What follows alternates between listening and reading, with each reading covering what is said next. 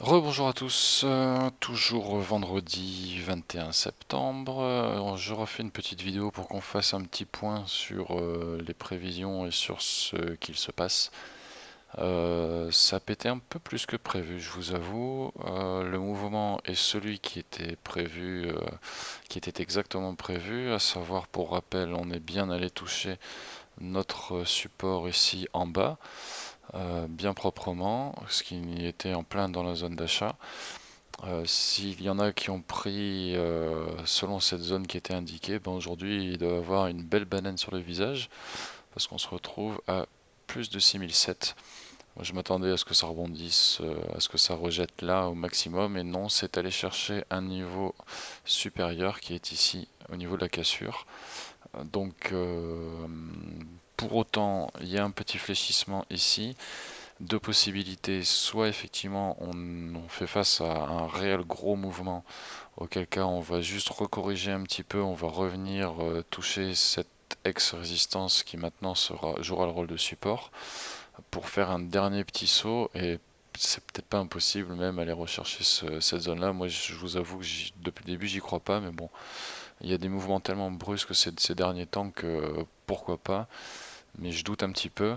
Pour moi, on est allé chercher la zone de surachat ici, c'est bon, c'est clair, c'est acté.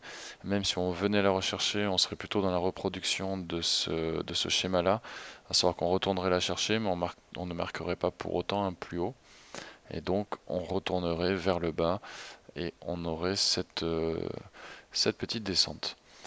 Il y a un deuxième signe qui me fait penser à cela, c'est que lorsque l'on dézoome un petit peu, on se rend compte qu'on est plus ou moins dans cette logique-là, c'est-à-dire qu'on a eu quelques, quelques oscillations ici, on a été chercher des hauts, des bas, et ici on est en montée.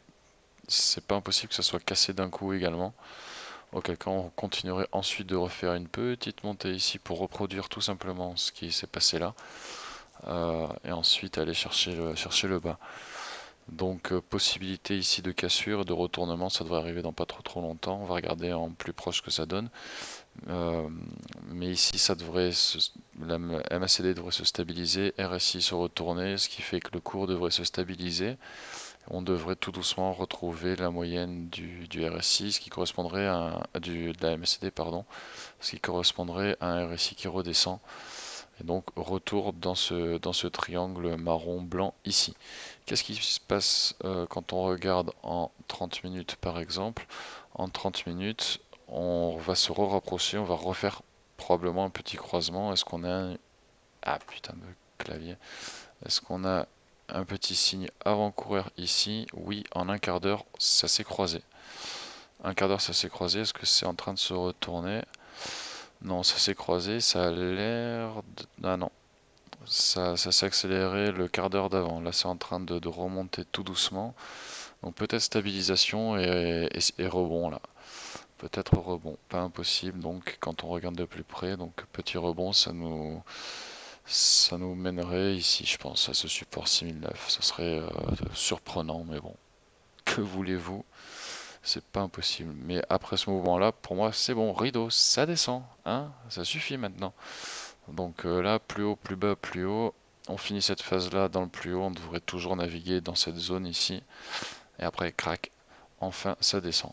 Pour les autres, Ethereum, donc comme indiqué ce matin, on cherche les 230, on n'y est pas encore. Donc c'est un autre argument qui pourrait nous inciter à penser que que le Bitcoin va refaire encore un tout petit test un peu plus haut, ce qui justifierait une montée de l'Ethereum aux 230, et boum, une petite chute. Où ça fait comme là-haut, ça va venir juste là, 228 le max, donc 1 dollar encore, et après ça descend. Il faut suivre un petit peu toutes les cryptos pour voir un petit peu, la tendance générale. Et alors on finit avec le Ripple, qui lui est surprenant, et il y a une info que j'avais ratée, ou que je n'avais pas trouvée, ou qui n'était pas encore parue, je ne sais pas, celle-ci il y a à peu près un jour et je ne l'avais pas vue. Donc on a ici un article de boursier.com qui nous explique tout très rapidement la flambée générale, enfin la montée générale du marché et la flambée du Ripple.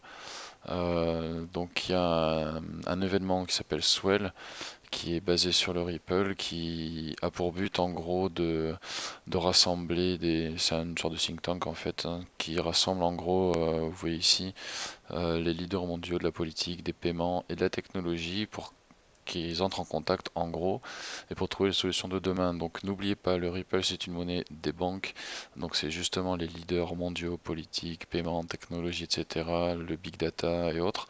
C'est tous ceux qui sont très très proches de ces milieux-là, qui sont liés avec le Ripple et qui chercheront demain, je pense, à faire en sorte que le Ripple soit la première monnaie officialisée des différents gouvernements.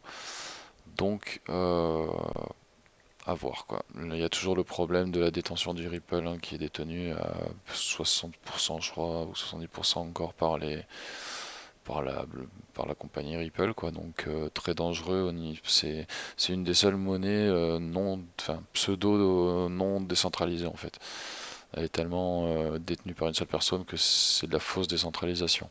Bref, ça après c'est différent. Et soit vous avez la page ici, vous pouvez même vous enregistrer pour aller à San Francisco si vous voulez. Bon, vous devez vous payer le billet, mais au moins vous pouvez être au courant de ce qui s'y passe.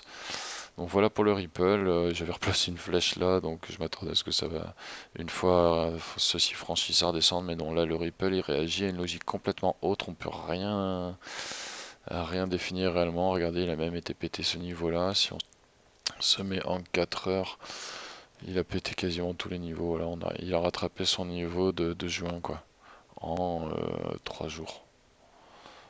Juste hallucinant. Hallucinant.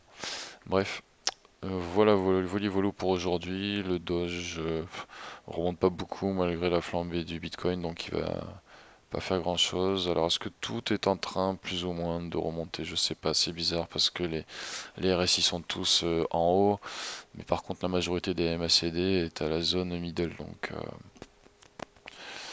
un peu bizarre ce qui se passe là dans cette deuxième quinzaine de septembre.